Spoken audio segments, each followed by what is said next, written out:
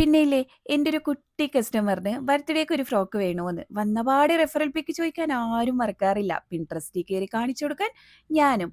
ചിലർ പെട്ടെന്ന് സെലക്ട് ചെയ്യാറുണ്ട്, ചിലരുണ്ടല്ലോ അവിടെ കിടന്നെ വട്ടം തിരിപ്പിക്കും. എന്നാലും കുഴപ്പമില്ല, നമ്മൾക്ക് ഓർഡർ കിട്ടിയാൽ മതിയല്ലോ.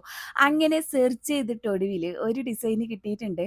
സംഭവം കാണാൻ സിമ്പിൾ ആണെങ്കിലും ഇതിൻ്റെ ക്ലോത്തിന് വേണ്ടി ഞാൻ ചിലപ്പം നെട്ടോട്ട് ഓടേണ്ടി വരും.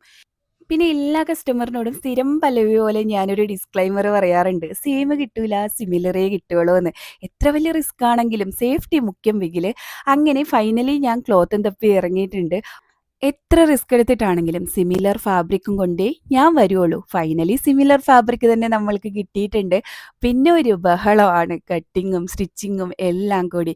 ഫൈനലി ഔട്ട്കം കാണുമ്പോഴുള്ള ഒരു ഹാപ്പിനെസ് ഉണ്ടല്ലോ, അത് പറഞ്ഞറിയിക്കാൻ പറ്റില്ല. അങ്ങനെ സ്റ്റിച്ചിങ് കഴിഞ്ഞിട്ട് നോർമലായിട്ട് കുട്ടികളാണെങ്കിൽ ഇവിടെ തന്നെ ട്രൈ ചെയ്ത് നോക്കാൻ ഒരു കുട്ടി മോഡലുണ്ട്. അവൾക്കൊന്ന് ട്രൈ ചെയ്തിട്ട് സംഭവം ഓക്കെ ആണെങ്കിൽ ഞാൻ ഡബിൾ ഓക്കെയാണ്. അപ്പോൾ ഈ ഹാപ്പിനെസ് ഉണ്ടല്ലോ, നിങ്ങളും ഒന്ന് കണ്ടു വെക്കുക. പിന്നെ ഫ്രീ ആയിട്ട് ഹാപ്പിനെസ് തരുന്നില്ലേ, അതിൻ്റെ സ്മാരകമായിട്ട് ഒരു ലൈക്കും ഒരു കമൻറ്റും ഇവിടെ ഇട്ടിട്ട് പോയിക്കൊള്ളണേ.